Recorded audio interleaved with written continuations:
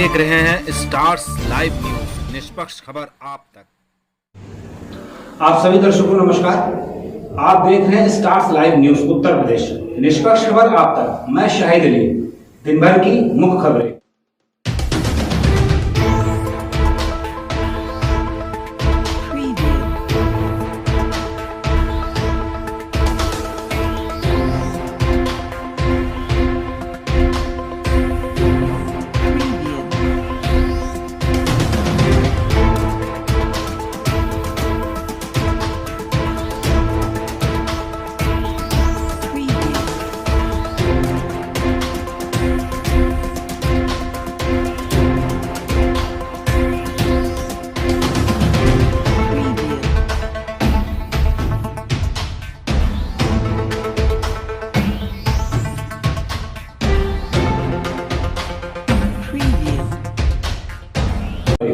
खबरें अब विस्तार से।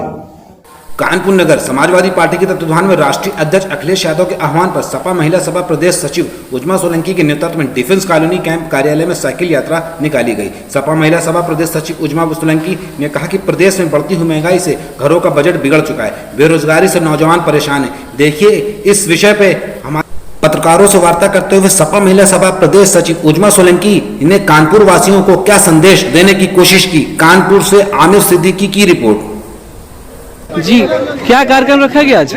मैं उजमा सोलंकी समाजवादी पार्टी से प्रदेश सचिव महिला सभा। आज हमारी साइकिल यात्रा का आयोजन हुआ है जो पूरे प्रदेश में जगह जगह निकाली जाएगी और इस साइकिल यात्रा के तहत समाजवादी पार्टी के करे हुए कार्यों को बताया जाएगा, साथ ही साथ विपक्ष में सत्ता बैठी सरकार की नाकामियां और उनके जो आम जनता के साथ हो रहा सुलूक उसके बारे में उसके विरोध प्रदर्शन में साइकिल यात्रा निकाली गई है। जैसे कि आप सब जानते हैं कि बीजेपी सरकार में ना रोटी है, ना धन है, ना कपड़ा है, ना काम है, ना नौकरी है, ना पढ़ाई है, कुछ नहीं है और ना ही मेडिकल इश्यूज के लिए कुछ किया गया है।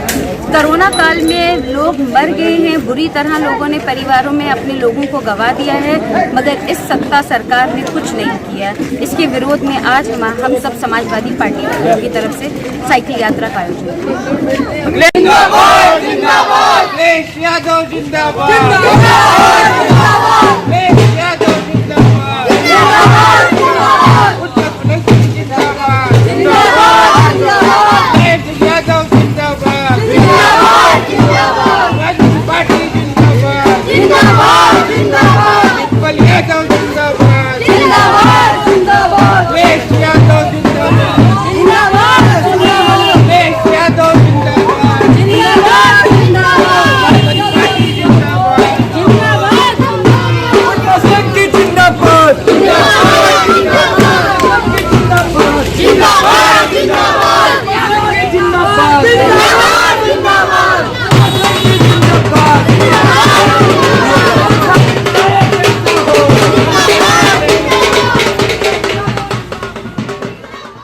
जनपद उन्नाव से बड़ी खबर। उन्नाव के अजगैन क्षेत्र के अंतर्गत ग्राम जनसार का मामला। गोलीकांड के मामले में पूर्व प्रधान के पुलिस द्वारा जेल भेजने के आरोप में ग्रामीणों ने एसपी ऑफिस का घेराव किया। पुलिस की कार्यशैली पर अक्सर क्यों उठते हैं सवाल। पुलिस कार्यशैली से नाराज है ग्रामीण। पत्रकारों से वार्ता करते हुए क्षेत्रीय नाराज ग्रामीणों ने क्या कुछ कहा। उन्नाव से फैसल इराकी की रिपोर्ट।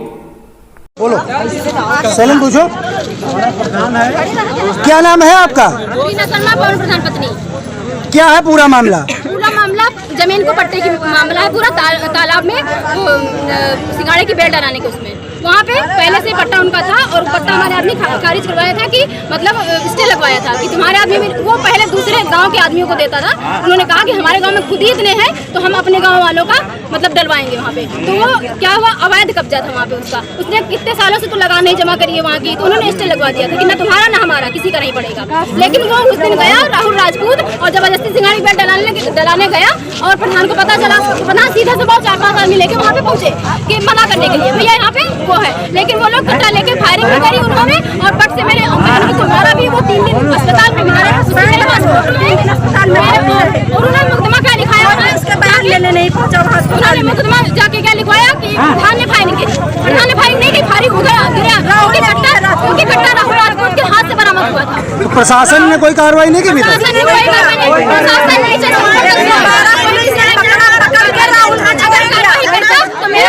एक एक लोग बोलो, आवाज आएगी, इससे आवाज रिकॉर्ड नहीं होगी। अगर मेरी सुनी जाती तो तुरंत वहाँ पे मेरे खिलाफ मेरे मतलब हमारी तरफ से भी मुकदमा लिखा जाता और 307 राहुल राजपूत पर भी लगती, क्योंकि जानलेवा हमला हमारे मेरे बहनोई पर भी हुआ है और जिसके गोली लगी है वो 4 दिन घूम रहा है।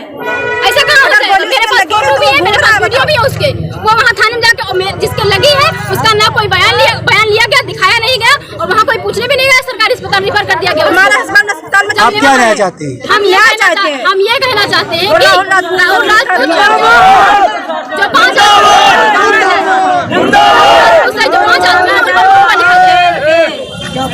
राहुल राजपूत से जो 5 आदमी है, अजय और जो गोली दिखा रहे थे, मेरा हस्बैंड है, ये देखो ये इसी तरीके से पड़े हैं, ये है मेरा हस्बैंड। और हाँ, उनके जो गोली लगी वैसे क्यों नहीं लिखा गया? उनकी भी ये बताइए पहले, ये हमारा हस्बैंड 3 दिन अस्पताल में भर्ती रहे, किसी ने इनकी रिपोर्ट नहीं ली, ना इनके बयान लिखे गए। आज थाने में हम थाने पे गए, हमको धक्का मार के वहाँ से खेद दिया गया।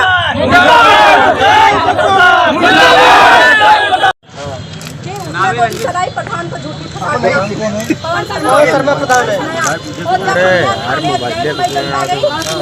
सुनवाई नहीं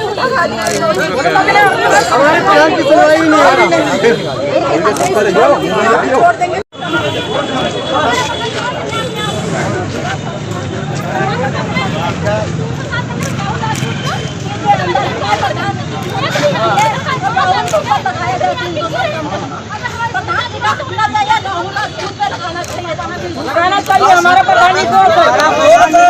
हमें न्याय चाहिए।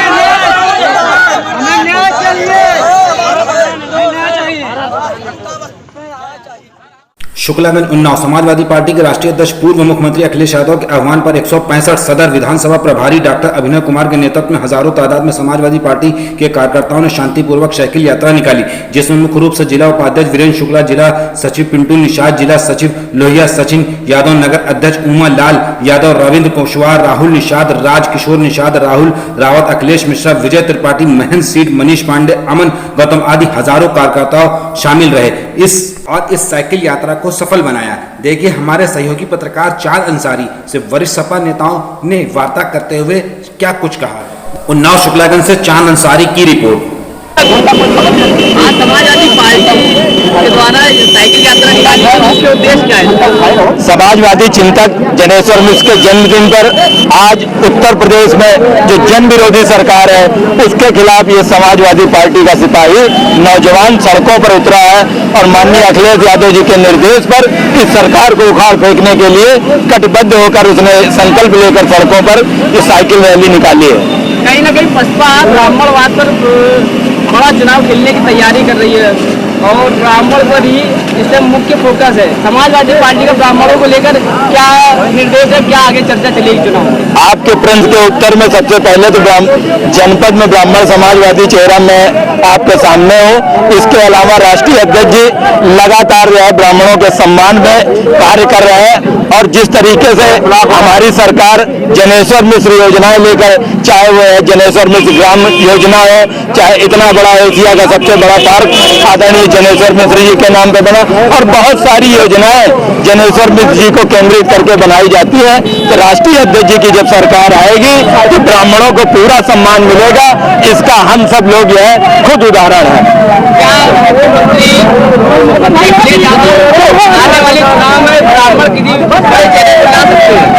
निश्चित रूप से अखिलेश यादव जी ने सदैव ब्राह्मणों का सम्मान किया है, चाहे वो ब्राह्मण पुरोहितों को वेतनमान देने की बात रही हो, उन्होंने लगातार जो है ब्राह्मणों के हितों में काम किया है और आने वाले समय में ब्राह्मणों को आगे बढ़ाने का काम अखिलेश यादव जी करेंगे।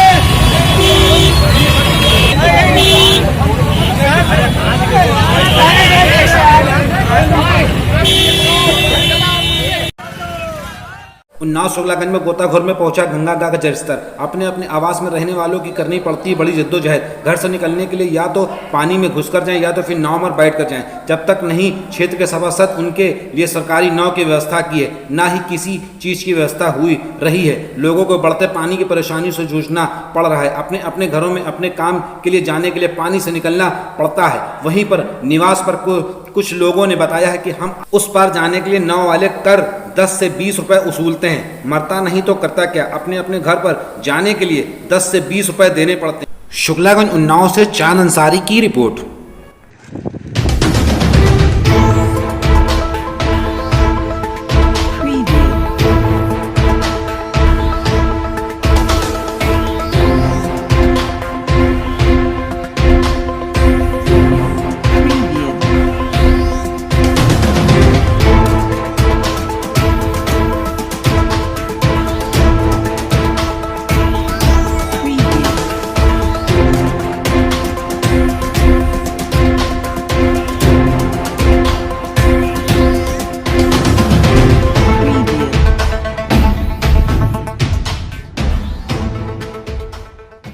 पंजाब नेशनल बैंक कानपुर मंडल के प्रबंधन द्वारा एवं फेडरेशन के माध्यम से हुए समझौते के विपरीत काम करने, लंबित मांगों का समाधान करने एवं कर्मियों के उत्पीड़न के विरोध में बैंक के ब्राह्मणा रोड स्थित मंडल कार्यालय के समक्ष कोविड प्रोटोकॉल के पालन करते हुए जोरदार नारेबाजी एवं प्रदर्शन किया।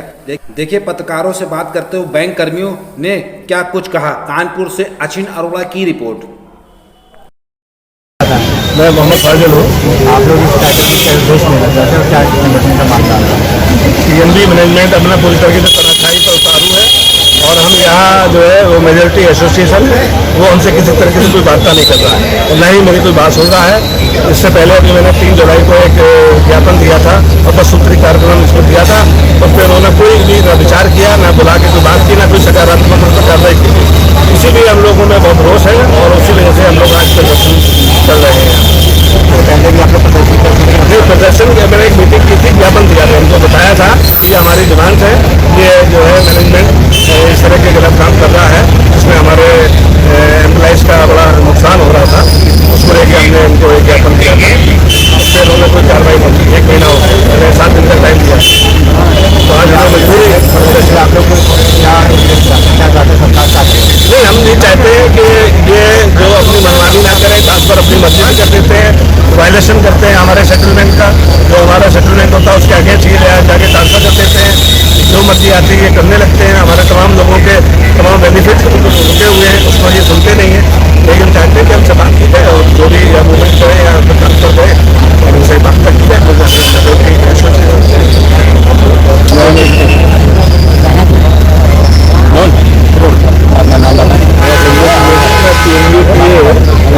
प्रदेश में और आज हम लोग जो ये प्रदर्शन कर रहे हैं, ऐसा नहीं है कि आज पहले ही दिन आके सीधे हमने हाय हाय करना शुरू कर दिया। बातचीत की प्रक्रिया लगभग 1 महीने पहले 3 जुलाई को हमने एक ज्ञापन इनको दिया था। 10 बिंदुओं का ज्ञापन था। लगातार हमारे कर्मचारियों का उत्पीड़न चल रहा है, छोटे कर्मचारियों का उत्पीड़न कर रहा है, मनमानी चल रही है। जो हमारे यहाँ पार्ट टाइम एम्प्लॉयज होते हैं, पार्ट टाइम एम्प्लॉयज की 2 घंटे 3 घंटे की ड्यूटी होती है, उनको लगातार सुबह से शाम तक जो है ये काम लेते हैं, उसके बाद उनका पूरा वेजेस पे नहीं करते हैं। ऐसे बहुत सारे इशूज हैं। हम लोग भी कुछ सेवा करते हैं, सर्विस कंडीशंस है, ये हम उस सर्विस कंडीशन से बंधे हुए, ये भी उन सर्विस कंडीशन से बंधे हैं, लेकिन लगातार ये सर्विस कंडीशंस का वायलेशन कर रहे हैं।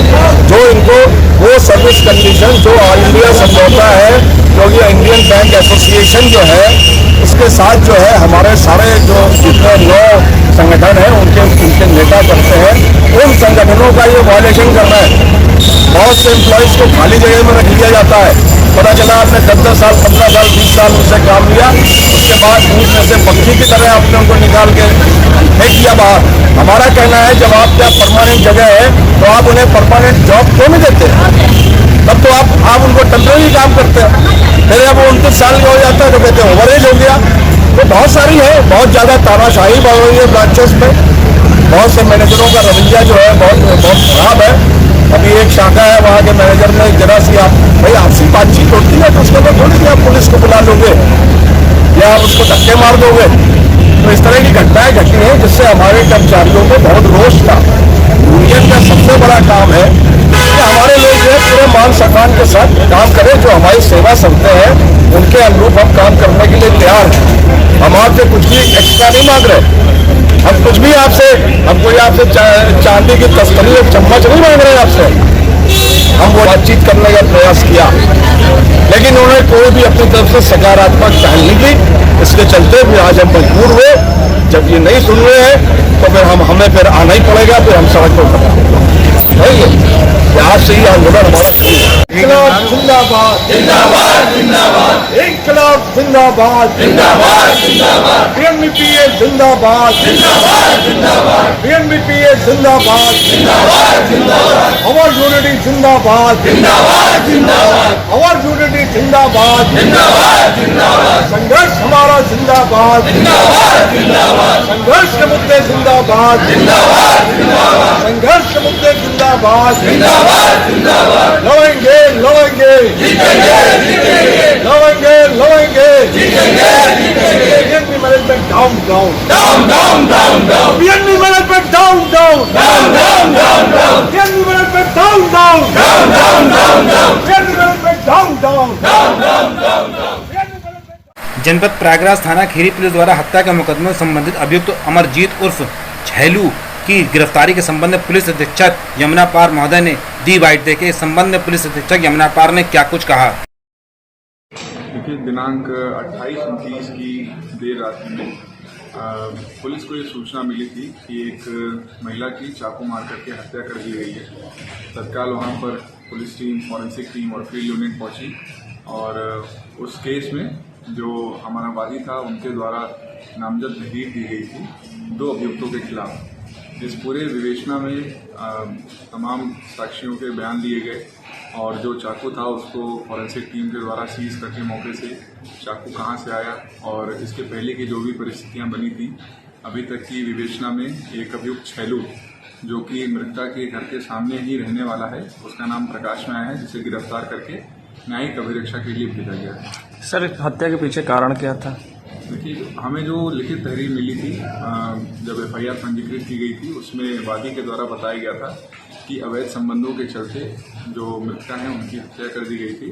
इस पूरे अभी तक की तफ्तीश में यही बात सिद्ध हुई है कि जो मृतका थी उनके यहाँ पे कुछ लोगों का उठना बैठना हो गया था और जो अभियुक्त है इससे मृतका के संबंध बहुत अच्छे नहीं थे।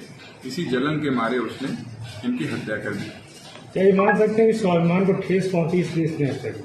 तो जी देखिए, जो भी अपराधी होते हैं वो तमाम उनके साइकोलॉजिकल एंगल्स भी होते हैं कि वो इस तरीके के जघन्य अपराध करें, तो ज़रूर इसमें ये सब बातें भी आती हैं कि वो क्या सोच रहे थे, उसके पहले उन्होंने क्या इसका करने का कब से प्लानिंग कर रखी थी और फिर फाइनली जिस रात ये घटना हुई उस दिन क्या परिस्थितियाँ थी जब उन्हें लगा कि उनके हिसाब से अनुकूल परिस्थितियाँ हैं, जिस रात उन्होंने घटना को अंजाम दिया। जनपद अयोध्या में पुरानी रंजिश को लेकर स्वयं को गोली मारकर विपक्षी को लूट व हत्या का प्रयास के फर्जी मुकदमे में फंसाने की साजिश रचने वाले अभियुक्त की गिरफ्तारी के संबंध में वरिष्ठ पुलिस अधीक्षक अयोध्या द्वारा दी गई बाइट। देखिए इस संबंध में वरिष्ठ पुलिस अधीक्षक ने क्या कुछ कहा। 1 तारीख को शाम में 7:30 बजे थाना पूरा कलंदर क्षेत्र के कोडरी गांव के पास एक व्यक्ति ने षड्यंत्र के तहत अपने आप को गोली मार के अपने 2 अन्य साथियों के साथ मिलकर ये षड्यंत्र बनाते हुए अपने आप को गोली मार के स्वयं से 2.5 लाख रुपए और मोटरसाइकिल की लूट की सूचना पुलिस को दी थी। प्राप्त जानकारी पे तत्काल पुलिस टीम एक्टिव हुई। पुलिस की कई टीमें इस पूरे घटना के अनावरण में लगी और इस घटना का पुलिस ने सफल अनावरण किया है और जो व्यक्ति जिसने स्वयं को गोली मार के 2 अन्य लोगों को फंसाने का प्रयास किया था, जिनसे इसकी पुरानी रंजिश थी, उस व्यक्ति को गिरफ्तार कर लिया गया है, उसे जेल भेजा जा रहा है। साथ ही साथ जो असलहा इसने स्वयं को गोली मारने के लिए इस्तेमाल किया था, उस असलहे को भी बरामद किया गया है। मैं बताना चाहूँगा, इसने अपने दाहिने हाथ से अपने बाएं हाथ पे गोली चला के ये सूचना दी थी। इसके 2 अन्य साथी जो वहाँ से मौके से इसकी मोटरसाइकिल षड्यंत्र के तहत लेके वहाँ से निकले हैं, वो अभी फरार हैं। जल्दी हम उनको भी गिरफ्तार करेंगे, साथ ही साथ उस मोटरसाइकिल की भी बरामदगी सुनिश्चित कराएंगे। इस तरह 2 निर्दोष लोगों को फंसाने के उद्देश्य से इतनी सनसनीखेज घटना की सूचना देकर सनसनी फैलाने वाले इस अपराधी को पुलिस गिरफ्तार करके जेल भेज रही है। इसका पूर्व में भी आपराधिक इतिहास रहा है, 2 अन्य मामलों में भी ये पूर्व में आरोपी रहा है और इसके विरुद्ध विधिक कार्रवाई की जा चुकी है। शेष दोनों अभियुक्तों की गिरफ्तारी जल्द पुलिस सुनिश्चित कराएगी और मोटरसाइकिल जिसको इस घटना में ले जाना बताया गया है उसको भी बरामद करेगी। जनपद झांसी पुलिस के पैदल मार्च जागरूकता अभियान के संबंध में बाइट देते हुए वरिष्ठ पुलिस अधीक्षक शिव हरि मीणा। देखिए, कोविड-19 के संबंध में वरिष्ठ पुलिस अधीक्षक शिव हरि मीणा ने क्षेत्रीय लोगों को कोविड-19 के संबंध में संदेश देते हुए क्या कुछ कहा।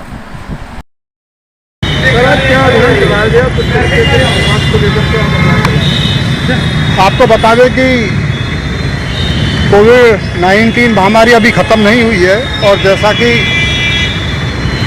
शासन का निर्देश है, माननीय सीएम साहब के निर्देश हैं, स्वास्थ्य मंत्रालय के निर्देश हैं कि 2 गज दूरी मास्क है जरूरी का जो स्लोगन है उसका सभी लोग पालन करें। उसी के तहत झांसी पुलिस निरंतर प्रयास कर रही है, लोगों को अवेयर कर रही है, जागरूक कर रही है, सचेत कर रही है, उनको बता रही है कि बिना मास्क के कोई घर से बाहर ना निकले। आज मैं स्वयं निकला हूँ, लगभग सप्ताह में हर दिन फुट पेट्रोलिंग के माध्यम से लोगों को अवेयर किया जाता है। लगभग 100 लोग हमने पकड़े भी जो बिना मास्क के हैं, उन्हीं को माइक दिया गया है कि वो अन्य लोगों को सचेत करें, साथ ही साथ विधिक प्रक्रिया तक उनके विरुद्ध जो कार्रवाई है वो संपन्न होनी है। जी हाँ, निश्चित रूप से जागरूक करने का जो अभियान है उसमें सबकी सहभागिता जरूरी है, तो पुलिस तो निश्चित रूप से जागरूक कर ही रही है, आम पब्लिक को भी साथ लिया गया है ताकि सहभागिता के माध्यम से लोगों के अंदर ये भावना अंदर तक जा सके कि बिना मास्क के अगर वो निकले तो उनके विरुद्ध कार्रवाई हो।